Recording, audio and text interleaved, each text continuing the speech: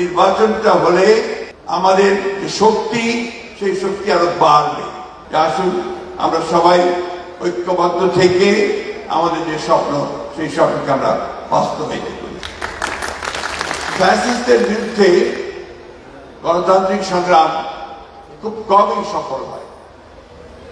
আমরা এই সশস্ত্র ফ্যাসিস্ট বাহিনীর বিরুদ্ধে, হাসিনার বিরুদ্ধে, তার সব বাহিনীর বিরুদ্ধে আমাদের ছেলেরা তারা সেই তাদের যে উত্তাল আন্দোলন, সে আন্দোলনের মধ্য দিয়ে আমাদেরকে সেই সাফল্য এনে দিয়েছে।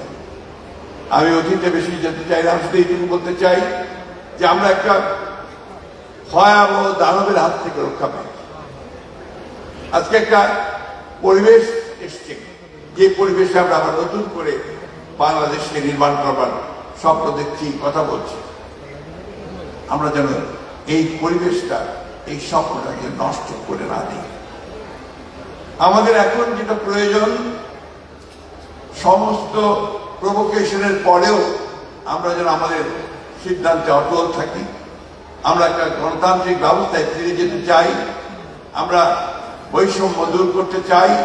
আমরা বাংলাদেশের সেই আমাদের তরুণদেরকে তাদের সঙ্গে হাতে হাত মিলিয়ে, কাঁধে কাঁধ মিলিয়ে আমরা একটা নতুন বাংলাদেশ দেখতে চাই। এখানে আমাদের কোনো বিভেদ নেই, কিন্তু দুর্ভাগ্যক্রমে আমাদের দেশের কিছু মানুষ তারা আজকে বিভিন্নভাবে এই ঐক্যে তারা কিছু ফাটল ধরানোর চেষ্টা করছেন। আমি জানি সেই চেষ্টা সফল হবে না। আমরা অবশ্যই সম্মিলিত হবে, ঐক্যবদ্ধভাবে আমাদের যে লক্ষ্য, সেই লক্ষ্যে আমরা পৌঁছাতে সক্ষম বলে আমি বিশ্বাস করি। আমি খুব সুস্থ নই, আর সেই জন্য বেশি কথাও বলবো না।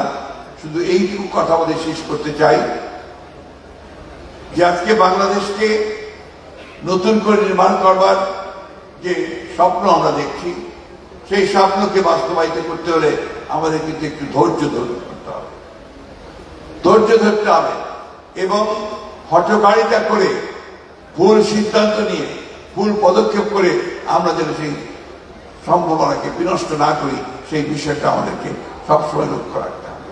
হ্যাঁ, দেশের অবস্থা অর্থনৈতিক দিক দিয়ে খুব ভালো নয়, রাজনৈতিক দিক দিয়ে ভঙ্গুর অবস্থা হয়ে আছে, একটা ভাসমান পরিস্থিতি আছে।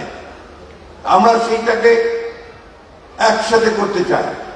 আমরা সেটাকে একখানে নিয়ে সবাই মিলেই আমরা এই সমস্যাগুলো সমাধান করতে চাই। সবাই মিলে একসাথে হয়ে যদি আমরা সেই দানবকে, ফ্যাসিস্টকে সরাতে পেরেছি, তাহলে আমরা কেন পারবো না আমাদের জন্য সত্যিকার অর্থে একটা নতুন সম্ভাবনার একটা নতুন রাষ্ট্র নির্মাণ করতে। আমরা সংস্কারের কথা আগেই বলেছি, আবারও বলছি যে আমরা সংস্কার চাই। কিছু কিছু মানুষ আছেন যারা একটু ভুল বোঝানোর চেষ্টা করেন যে আমরা সংস্কার আগে নির্বাচন চাই বা নির্বাচনের জন্য অস্থির হয়ে গেছে। বিষয়টা কিন্তু সেটা না, এটা বুঝতে হবে। আমরা যেটা বলছি যে নির্বাচনটা কেন দ্রুত চাই, এই কারণে দ্রুত চাই যে নির্বাচনটা হলে আমাদের যে শক্তি, সেই শক্তি আরো বাড়বে।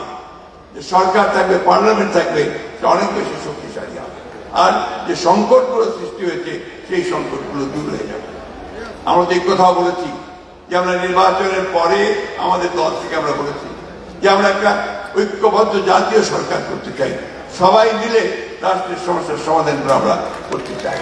এটা আমাদের কথা। এখন যারা আপনারা দলে আছেন, যারা রাজনৈতিক দলগুলো আছেন, তারা অবশ্যই এটা ভাববেন, চিন্তা করবেন এবং সেই হিসাবে তারা তাদের যে মতামত, সেই মতামত দেবেন। আমি বিশ্বাস করি তত্ত্বাবধায়ক সরকার, বা আমরা বলছি না, আমরা বলছি ইন্টারিম গভর্নমেন্ট, সেই ইন্টারিম গভর্নমেন্ট তাদেরকে আমরা সমর্থন দিয়েছি, সমর্থন দিয়ে যাচ্ছি এবং এই সমর্থন দিয়েই তাদের পক্ষেই সম্ভব হবে আমরা একটা পথ খুঁজে পাবো, যে পথে আমরা সামনের দিকে এগিয়ে যেতে পারবো। আমার বাংলাদেশ পার্টি, এবি পার্টি একটা নতুন ইয়াং তরুণদের নেতৃত্বে এসছে। আমি ব্যক্তিগতভাবে খুবই আশাবাদী এই দলের মধ্যে যে সমস্ত তরুণেরা এসেছেন, যারা দল করছেন, দলকে সামনের দিকে এগিয়ে নিয়ে যাচ্ছেন, তারা অবশ্যই সফল হবেন এবং বাংলাদেশে এবি পার্টি একটা অত্যন্ত গুরুত্বপূর্ণ রাজনৈতিক ভূমিকা রাখতে সক্ষম হয় বলে আমি বিশ্বাস করি। আমি আবারও সব শেষে আপনাদেরকে আহ্বান জানাবো যে আসুন আমরা সবাই ঐক্যবদ্ধ থেকে আমাদের যে স্বপ্ন সেই স্বপ্নকে আমরা বাস্তবায়িত করি। সকলকে ধন্যবাদ। আসসালামু আলাইকুম, খোদা হাফেজ। বাংলাদেশ জিন্দাবাদ।